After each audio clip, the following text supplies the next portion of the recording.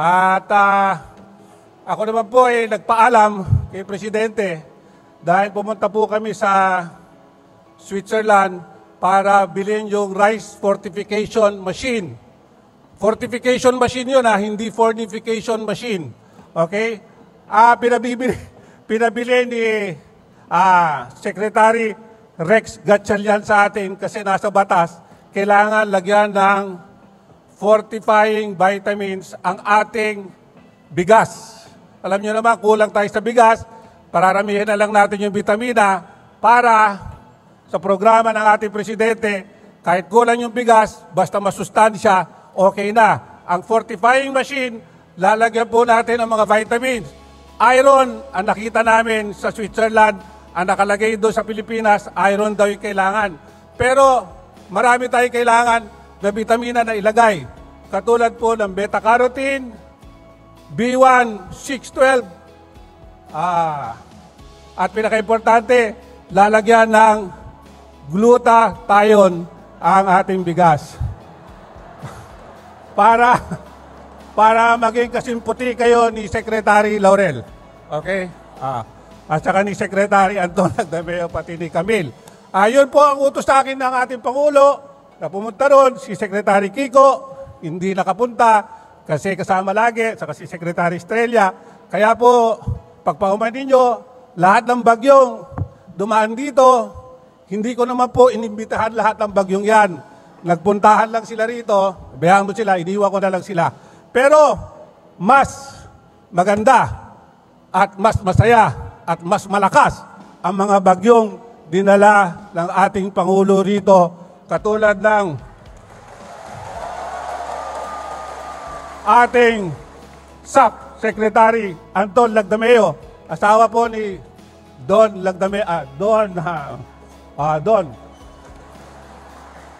Kilala niyo si Don, di ba? Okay. Si Secretary Manuel Boloan, bagyo rin ho yan.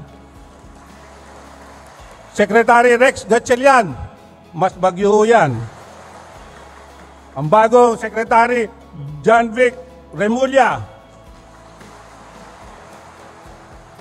DILG ito, hindi DOJ.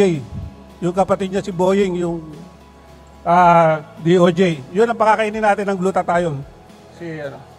Secretary ng LRG, si Ralph Rotilla. Okay. Si Secretary Cesar Chavez, nandito pa rin. Nandito ba? Sa likod. At saka ang ating Secretary Conrad Estrella na mamimigay ng lupa sa lahat ng ating mga mamamayan dito. Pag naubos na raw yung lupa yan, magpapatitulo na tayo sa tubig, dagat. Okay? Para lahat ng mga fisher folk mabigyan ng titulo sa dagat. Okay? Nung pagbalik ni Presidente dito, nung araw, nung bata siya, ang unang-unang pinuntahan niya dito sa Pilipinas, walang iba kundi ang Kabagan. Dito talaga siya pumunta. Mahal na mahal niya itong bayan namin. Ang dami nga niya sugat dito sa kamay dahil kinukurot-kurot siya ng mga matatanda nung nandito siya. Kasama namin yung kapatid ni Conrad na si Eski. Dito kami namasyal at dito nakita ni President Bongbong kung gaano siya kamahal ng ating mga kababayan, lalong-lalo na dito sa lalawigan ng Isabela. Ayan Ang hirap na may jet lag. Nakakalimutan ko na lahat ng sasabihin ko. Marami pa sana ako sasabihin, pero andito na sila lahat. Yung na lang nila, yung presensya na lang nila, nagpapatuloy na kung gaano tayo kamahal ng ating Pangulo. At saka yan, mahal na Pangulo, inaano namin sa iyo na sa mata ng Diyos at saka sa amin, pinangangako namin sa iyo na kung ano ang sabihin mo dito sa Isabela, kung sasabihin mo 13-0, 12-0 pala, ang lalabas dito, 12-0 ang lalabas ng mga senador dito sa lalawigan ng Isabela. Okay? Puro palakpak kayo ng palakpak, pagdating na eleksyon, ako naman sasampal sa inyo pagka hindi natupad itong mga pangarap na ito. Sa inyo po lahat, okay?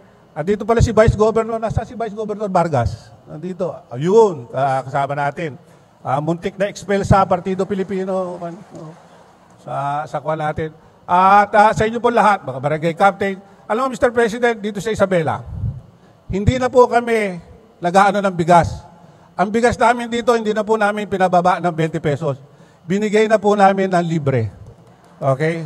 Lahat po ng pera ng probinsya, ibinibili namin ng mahal sa ating mga farmers na palay. Tapos, ginigiling po ng probinsya, binibigay namin sa PWD, fisher folks, tanod, tricycle drivers, ano pa, barangay officials, BNS, BHW, lahat po sila, hindi na po bumibili ng 10 kilos ng palay every month. So, dadagdagan namin yan taon-taon, 10, 15, 20, hanggang mamatay sila lahat. Okay? So, hanggang makakakain pa sila ng bigas. Okay? Natarosan nyo dyan baga ka po. Natarosan nyo dyan ibanag ko. Bagpay kanyayo, siyak saan. Kaya tapo, maragsakan kami, nagadot, ipapapanan mi ni Apo Presidente.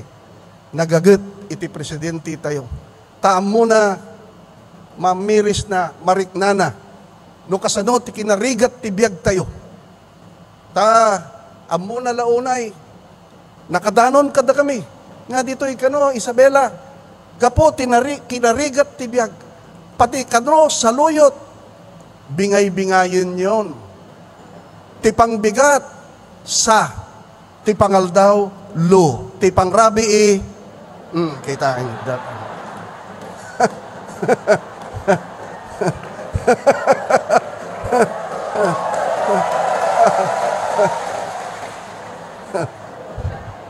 Nakasursuro kayo manan ti kalukwan. Dahito iti may bagak siyak mismo iti mang panaknak. Nga dahito'y presidente tayo tatasabali datoy. Sobra ti kinagagat na datoy. Han na kayat nga agyan, ijay nalamiis air condition nga opisina na. Hamo nga kandidato isunan eh. Nangabak isunan. May samo lang nga termino. Dapat isuna ko mga tagliklik mutan. Ay dapat ko mga, adadji, opisina na, nakarelax, ibabaon na kami langanan nga kabinete na. Ngam saan? Kayat na nga aglikmot, kayat na nga iyasideg ti gobyerno aglalo kada kayo nga agrarian reform beneficiaries. Matulungan na tayo amin. Di dapay aldaw nga, dapay dadji kinatungtong mi, nga agsangsangit nga bakit? May isa kadagiti agrarian reform beneficiary.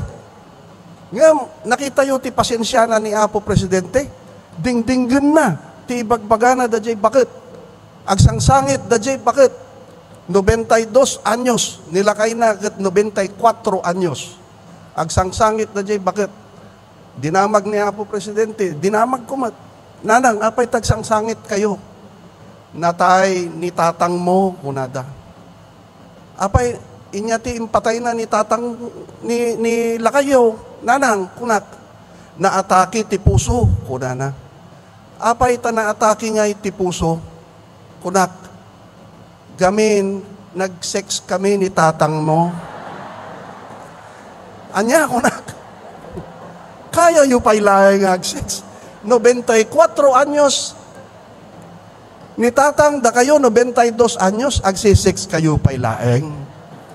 When nakong kunanata, sursurutin mi datay kampana ti simbaan, no tang kunana, sel-sel, tang uksot, tang, mabising kayo niya. Kunamin ni Apo Presidente, maglagayam, inayad matlagayam, kaapay na atake ni tatang. Gamin, Apo Presidente, Apo Sekretary, limabas jay aglako ti ice cream, tang pinartakan na atake.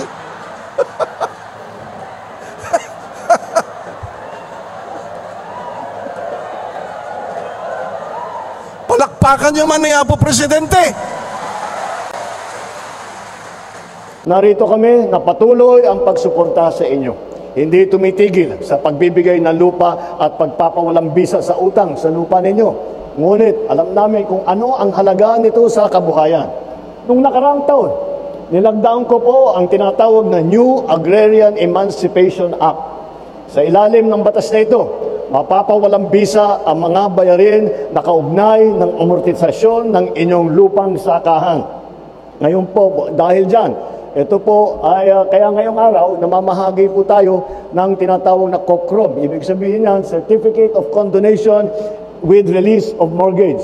Ang simple lang na paliwanag dyan ay wala na po. Lahat po ng naging utang ng mga agrarian reform beneficiary, burado na po. Wala na po, hindi nyo na kailangan alalahanin. Ito ay sagisag ng ating hangaring maibsan ang pasaning dala ng mga amortisasyon, ng interest, mga surcharge na matagal nang kaakibat ng inyong mga lupang sakahan. Merong mahigit 25,000 COCROM para sa mahigit na 21,000 benepisyaryo dito sa probinsya ng Isabela. Sinasaklaw ng mga sertipikong ito ay humigit kumulang 22,000 hektarya ng lupa dito sa Isabela. Katumbas na mahigit 1 bilyong piso na halaga na utang na ating pinapawalang bisa. Wala na po kayong isipin po kaugnay sa amortisasyon. Ang tanging alalahanin na lang po ninyo ay kung paano lilinangin ang inyong mga kakayahan sa pagsasaka at kung paano palalaguin ang inyong mga lupa. Kasabay nito, mamamahagi rin tayo na mahigit 450 Certificate of Land Ownership Award o yung CLOA sa mahigit na 340 magsasaka sa inyong lalawigan. Sinasaklaw naman ito ang humigit na 500 hektarya na lupa dito sa Isabela. Ang COCROM po at CLOA na inyong matatanggap ay biyayang may kalakip na responsibilidad. Responsibilidad na pangalagaan at pagyamanin ang lupang ito para sa inyong pamilya at pamayanan. Hindi dito nagtatapos ang ating mga hakbang upang mapalago ang agrikultura at mapaginhawa ang buhay ng mga magsasaka sa bawat sulok ng Pilipinas.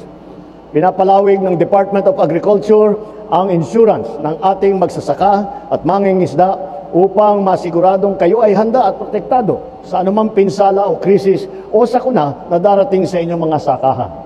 Kamakailan lamang, mabilis natin na ipamahagi ang halos 25 milyong indemnity check sa mahigit 1,400 benepisyaryo sa Mindoro naman na nasalanta ng mga nagdaang bagyo.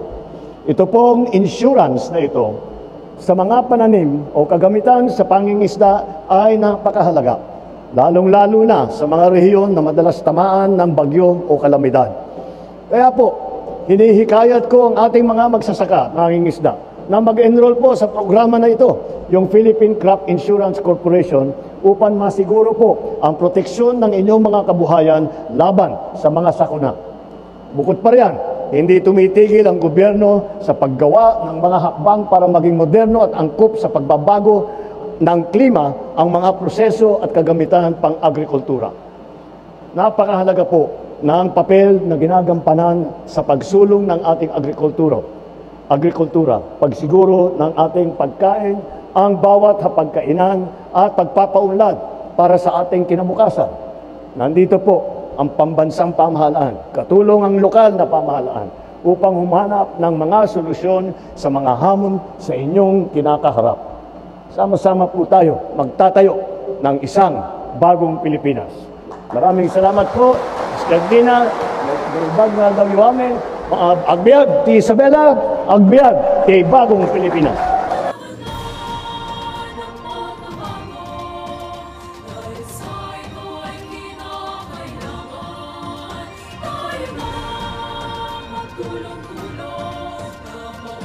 At the count of 3, 1, 2, 3. Maraming salamat po, mahal na Pangulo. Natin ngayon ang dalawang agrarian reform beneficiary mula sa probinsya ng Isabela na si Listo, si Karangian, na 89 years old at ang kanyang kabiyak sa buhay na si Anastasia Karangian, 77 years old na parehas na taga Simaru Norte, San Pablo, Isabela. Nag-share sa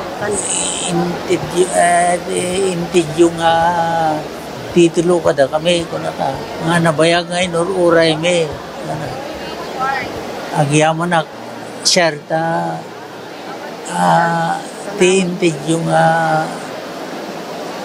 kwa ta naawat mi ti intidyo nga titulo kuna agyaman na ti pinangitidyo ti titulo ta nabayag nga inururay men kuna ka. Sabi po ni Tay Listo, no, matagal niyang inintay yung titulo para mapa sa kanya at nagpapasalamat po siya kay Presidente Bongbong Marcos at kay DART Secretary Conrado M. Estrella III. Maraming salamat po. Panahon na ng pagbabago, dahil sa ito ay kinakailangan tayo na